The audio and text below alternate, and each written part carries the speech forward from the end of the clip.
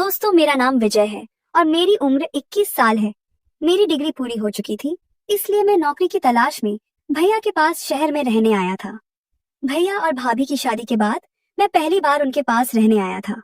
मेरे भैया नौकरी के लिए विदेश चले गए थे, इसलिए अब भैया के घर में मैं और भाभी हम दोनों ही रहते थे। मेरी भाभी स्मिता 25 साल की थी और वह बहुत सुंदर थी। मुझे कई दिनों बाद देखकर भाभी ने कहा, अरे वाह विजय, तू तो बहुत बड़ा हो गया है और हैंडसम भी लग रहा है। भाभी की यह बात सुनकर मैं शर्मा गया। घर में मेरे और भाभी के अलावा कोई नहीं था, इसलिए मुझे वहां रहने में बहुत असहज महसूस हो रहा था। मैंने भाभी से पूछा, भाभी क्या मैं यहाँ रह सकता हूँ? आपको कोई परेशानी तो नहीं है ना? तब भाभी मेरे पास आई और मेरे गाल पर हाथ फेरते हुए बोली, नहीं विजय, मुझे कोई परेशानी नहीं है, तू यहाँ आराम से रह सकता है। वैसे भी तेरा भैया विदेश में रहता है, इसलिए घर में मुझे अकेले बहुत बोरियत होती है। मेरे साथ बात करने के लिए तो कोई चाहिए ना। तेरा भैया 2-3 साल में एक बार आता है, तब तक तू ही मेरे भैया की कमी पूरी कर। भाभी के इस आखिरी वाक्य का मतलब मुझे समझ नहीं आया। भाभी किचन में जाने लगी और मैं उनके पीछे से किचन में चला गया। भाभी ने मेरे हाथ में एक डायरी और पेन दिया और कहा, तुझे जो खाना पीना पसंद है उसकी लिस्ट बना दे। तुझे क्या पसंद है और क्या नहीं सब लिख दे, ताकि मैं तेरे पसंद का खाना बना सकूं।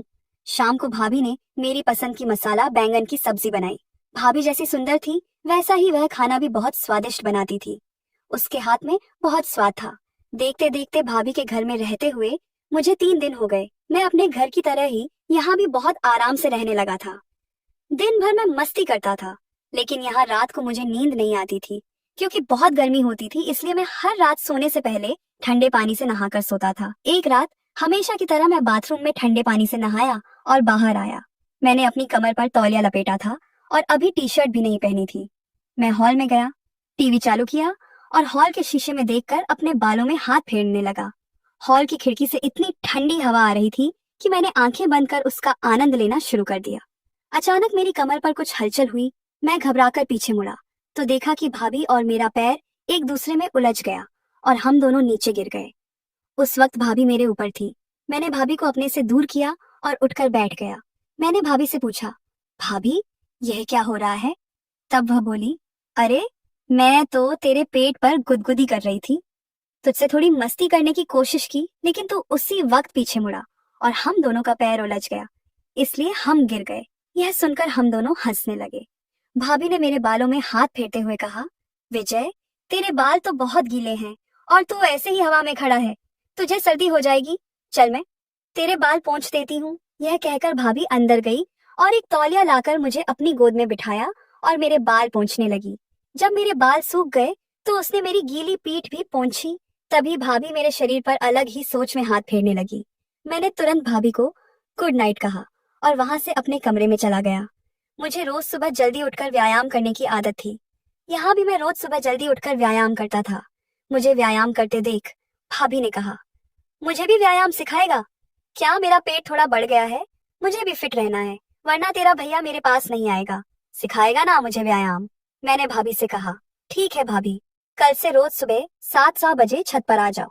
अगले दिन मैं छत पर व्यायाम कर रहा था।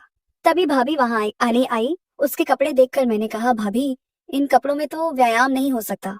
व्यायाम के लिए थोड़े टाइट कपड़े पहनने पड़ते हैं। लड़कियों के ऐसे कपड़े मार्केट में मिलते हैं, तुम वह पहनो, फिर तुम्हें व्यायाम करने में कोई दिक्कत नहीं होगी। तब भाभी बोली, ठीक है, लेकिन तू भी मेरे साथ मार्केट चल और मेरे लिए वह कपड़े खरीद। भाभी को शायद समझ नहीं आया कि मैं किस तरह के कपड़ों की बात कर रहा था। मुझे उसके लिए ऐसे कपड़े खरीदने में थोड़ा संकोच हो रहा था। शाम 4 बजे हम दोनों मार्केट जाने लगे। भाभी के पास स्कूटी थी, मैं उसके पीछे बैठ गया। बाजार जाते समय भाभी जानबूझकर ब्रेक मार रही थी ताकि हमारे शरीर एक दूसरे को छुएं।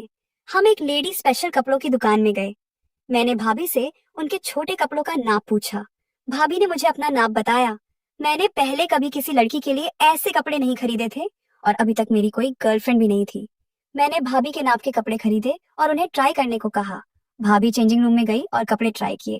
फिर उसने मुझे फोन किया और कहा, विजय जरा चेंजिंग रूम में आ सकता है क्या?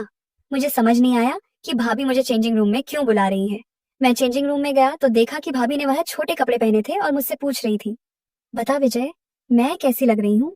उसे देखकर मेरे चेहरे पर पसीना आने लगा, क्योंकि भाभी बहुत हॉट लग रही थी। मैंने कहा भाभी कपड़े परफेक्ट फिट है, तुम इन्हें ले लो।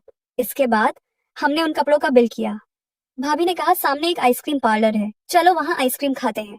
हम आइसक्रीम पार्लर में गए। वहां भाभी को उसकी एक सहेली मिली। मुझे भाभी के साथ देखकर उसने पूछा कि मैं कौन हूँ। भाभी ने कहा यह मेरा दोस्त है। यह सुनकर मैं हैरान होकर भाभी की ओर देखने लगा।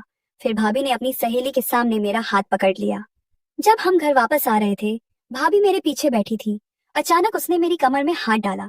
मुझे समझ नहीं आ रहा था कि भाभी मेरे साथ ऐसा क्यों कर रही है। गाड़ी चलाते समय वह पीछे से मुझसे चिपक रही थी। उसके शरीर का स्पर्श होते ही मेरे शरीर में करंट सा दौड़ने लगा। मुझे अब अलग अलग फीलिंग्स आने लगी थी। मुझे समझ नहीं आ रहा था कि भाभी मेरे साथ ऐसा क्यों कर रही है। जब हम घर पहुंचे, मैंने भाभी से पूछा, भाभी तुमने अपनी सहेली को यह क्यों कहा कि मैं तुम्हारा दोस्त हूँ? तब भाभी बोली, वह मेरी सहेली है ना, वह मुझसे बहुत जलती है। तू बहुत हैंडसम है, इसलिए मैंने जानबूझकर उसे और जलाने के लिए ऐसा कहा। तुझे यह पसंद नहीं आया क्या? मैंने कहा, नहीं नहीं, मुझे तो अच्छा लगा, ऐसा कुछ नहीं है। तब भाभी मुस्कुराई और सिर हिलाकर किचन में चली गई। मैं भी अपने कमरे में चला गया। थोड़ी देर बाद भाभी की आवाज आई। उसने मुझे अपने कमरे में बुलाया और कहा, थोड़ी देर मेरे साथ यहीं बैठना, मुझे बहुत अकेलापन महसूस हो रहा है। मैं उसके पास जाकर बैठ गया। वह अपने मोबाइल में कुछ पुराने फोटो देख रही थी। फोटो देखते देखते उसकी आंखें भर आईं और वह रोने लगी। मुझे उसके रोने की वजह समझ नहीं आई। मैंने उसे शांत करने के लिए उसके पास जाकर बैठ गया। फिर उसने मेरे कंधे पर सिर रख दिया। थोड़ी देर शांत होने के बाद वह मुझसे बात करने लगी। मैंने उससे रोने की वजह पूछी। वह बोली, विजय, मुझे इस घर में बहुत अकेलापन महसूस होता है। मेरा पति विदेश में नौकरी करता है और मेरे पास कोई नहीं है। मेरी भी कुछ इच्छाएं हैं, लेकिन वह मेरी भावनाओं को नहीं समझता। अब तू ही बता, क्या मेरी इतनी उम्र हो गई है? क्या मैं बूढ़ी हो गई हूँ? मैंने कहा, नहीं भाभी, तुम तो बहुत सुंदर हो। इस पूरी गली में तुमसे सुंदर कोई नहीं दिखता। लेकिन तुम चिंता मत करो, कुछ दिनों बाद भैया तुम्हें भी विदेश ले जाएंगे। तब तक तुम बिंदास रहो। इसके बाद भाभी बोली, विजय, आज मुझे बहुत अकेलापन महसूस हो रहा है और मेरा मन बहुत उदास है आज रात के लिए। क्या तू मेरे कमरे में सोएगा? भाभी, मुझे उदास लग रही थी, इसलिए मैं उसे मना नहीं कर सका। उस रात मैंने उसके साथ उसके कमरे में सोने का फैसला किया और मुझे उस रात बहुत अच्छी नींद आई। जब मैं सुबह उठा तो भाभी मेरे पास नहीं थी। मैं बाहर गया तो देखा कि भाभी किचन में काम कर रही थी। मैंने ब्रश किया और व्यायाम करने लगा। भाभी भी मेरे पीछे पीछे छत पर व्यायाम करने आई। मैंने उसे व्यायाम सिखाना शुरू किया। व्यायाम सिखाते समय भाभी का कोमल शरीर देखकर मेरा मन उस पर मोहित होने लगा, लेकिन मैंने खुद को कंट्रोल किया। व्यायाम के बाद हमने साथ में नाश्ता किया। कुछ दिन ऐसे ही बीत गए। पिछले 2-3 दिनों से मैं भाभी के कमरे में सो रहा था। मैं हफ्ते में 1-2 बार अपने शरीर की मसाज के लिए मसाज सेंटर जाता था। कई दिनों से मसाज नहीं करवाया था, इसलिए मेरा शरीर अकड़ रहा था और दर्द भी कर रहा था मुझे। अब मसाज की जरूरत थी। मैंने भाभी से पूछा, भाभी, क्या इस शहर में आसपास कोई मसाज सेंटर है? तब भाभी बोली, अरे बाहर जाने की क्या जरूरत है, मैं तेरा मसाज कर दूंगी। उसने मुझे मसाज सेंटर का पता तो बताया ही नहीं और हट करने लगी। मैंने अपनी शर्ट उतारी और बेड पर उल्टा लेट गया। भाभी ने हाथ में तेल लिया और मेरी पीठ की मसाज शुरू की। उसके हाथ बहुत कोमल और नरम थे। भाभी बहुत अच्छी मसाज कर रही थी। मसाज करते करते मेरी आंखें अपने आप बंद होने लगी और मुझे पता ही नहीं चला कि मैं कब सो गया। जब मैं उठा तो देखा कि भाभी मेरे बगल में बैठी थी। उसकी साड़ी का पल्लू थोड़ा साइड में गया था। मैं घबरा गया और उससे पूछा, भाभी, क्या हुआ? तुम इतने आश्चर्य से मुझे क्यों देख रही हो? क्या तुम्हें फिर से अकेलापन महसूस हो रहा है? तब वह बोली, नहीं विजय, आज तो मेरा अकेलापन दूर हो गया है। इसके बाद उसने मुझे जोर से गले लगाया। मैंने उसे खुद से दूर किया। मुझे समझ नहीं आ रहा था कि भाभी मेरे साथ ऐसा क्या कर रही है।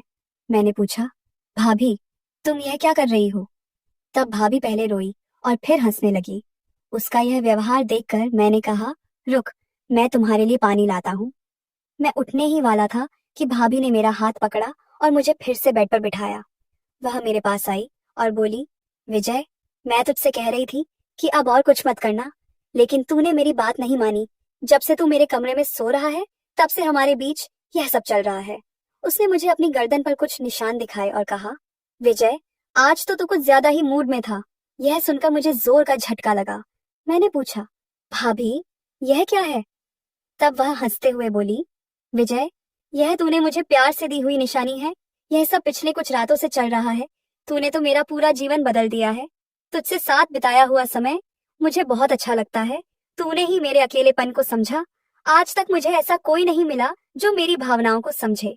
भाभी की यह बात सुनकर मुझे चक्कर आने लगा और मैं अपने कमरे में चला गया। थोड़ी देर बाद भाभी मेरे कमरे में आई। उसके हाथ में प्रेगनेंसी किट थी। उसने मुझे दिखाकर कहा, विजय, तू बाप बनने वाला है। यह सुनकर मेरे पैरों तले जमीन खिसक गई। मैंने भाभी से कहा, तुम इतने बिंदास तरीके से मुझे ये कैसे बता रही हो? मुझे समझ नहीं आ रहा था कि मैं क्या करूं। मैं भागकर बाथरूम में गया, पानी से मुंह धोया और शीशे में खुद को देखने लगा। मुझे कुछ भी याद नहीं था। मैं थोड़ी देर बाथरूम में बैठकर सोचता रहा। जब मैं बाहर आया तो देखा कि भाभी ने मेरे लिए खाने की थाली टेबल पर रखी थी। मैंने उसमें से थोड़ा भी खाना नहीं खाया। मेरे दिमाग में बस यही विचार चल रहे थे कि अगर यह बात मेरे माता पिता को पता चली तो क्या होगा। फिर मेरे दिमाग में यह भी विचार आने लगे कि अगर यह बात भैया को पता चली तो वह मेरे बारे में क्या सोचेगा। अगर भैया को सब पता चल गया तो वह मेरा जीव ही ले लेगा। इसलिए मुझे लगा कि मुझे भाभी से इस बारे में बात करनी चाहिए।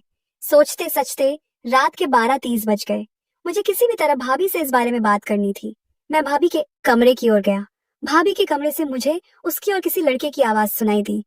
मैंने धीरे से खिड़की का दरवाजा थोड़ा खोला और देखने लगा। सामने का दृश्य देखकर मुझे जोर का झटका लगा। भाभी एक आदमी की गोद में बैठी थी और उससे बातें कर रही थी। ऐसा लग रहा था जैसे वे दोनों सालों से एक दूसरे को जानते हो और बहुत प्यार से बात कर रहे हो। मैंने अपना मोबाइल निकाला और उनका वीडियो बनाया।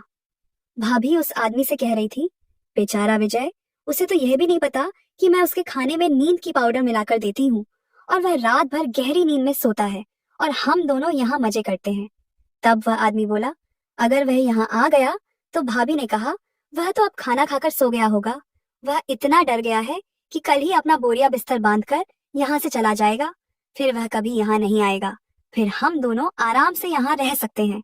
उनका यह वीडियो बनाते समय भाभी की नजर मुझ पर पड़ गई। वह घबरा कर उठी और जल्दी से दरवाजा खोल दिया। मैं अंदर गया। भाभी ने कहा, मुझे माफ कर विजय। मैंने गुस्से में पूछा, भाभी सच सच बता, ये सब क्या चल रहा है? तब वह डरते डरते बोली, विजय, मैं तुझसे सच सच कहती हूँ, मैं इस लड़के से प्यार करती हूँ। इसका नाम अमित है। यह यहीं पास में रहता है। तेरा भैया सालों साल विदेश में रहता था, इसलिए मैं बहुत अकेली पड़ गई थी। तभी मुझे अमित मिला। मेरा अकेलापन मुझसे सहन नहीं हो रहा था, इसलिए मैं उसके करीब चली गई।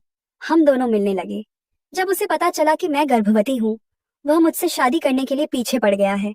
अब तू ही बता, मेरे मन में तो ये है, फिर मैं तेरे भैया को धोखा देकर यहाँ नहीं रह सकती। मैंने भाभी से कहा, भाभी, अगर तुम्हें भैया से प्यार नहीं था तो तुम्हें डायरेक्ट भैया से कहना चाहिए था। इतने दिन तक तुमने भैया को धोखे में क्यों रखा? तब वह बोली, तो मैं क्या करूं? तेरा भैया मेरी भावनाओं को समझता ही नहीं था। वह विदेश में कई साल रहा, लेकिन मुझे साथ नहीं ले गया। मैं कब तक यहाँ तड़पती रहूं? यह सुनकर मुझे भाभी की बात समझ आई। मैंने पूछा, भाभी, क्या तुम्हें सच सचमुच उससे प्यार है? भाभी बोली, हाँ है। मैंने कहा, ठीक है, तो तुम दोनों भागकर शादी कर लो और इसके बाद कभी यहाँ मत आना। भैया को क्या कहना है वह मैं कह दूंगा। यह सुनकर भाभी खुश हो गई और मुझे प्यार से गले लगाया। मैंने उसे दूर किया। अगले दिन भाभी और वह लड़का शादी करके उस शहर से चले गए। मैंने भैया को सारी हकीकत बता दी। भैया को भी अपनी गलती समझ आई। सिर्फ शादी करके और बीवी को पैसे भेजकर जिम्मेदारी पूरी नहीं होती। बीवी को प्यार की भी जरूरत होती है। यह बात मेरे भैया को समझ आ गई। मित्रों, कहानी कैसी लगी कमेंट में जरूर बताएं। कहानी को ज्यादा से ज्यादा लाइक करें, शेयर करें और चैनल को सब्सक्राइब करें। धन्यवाद।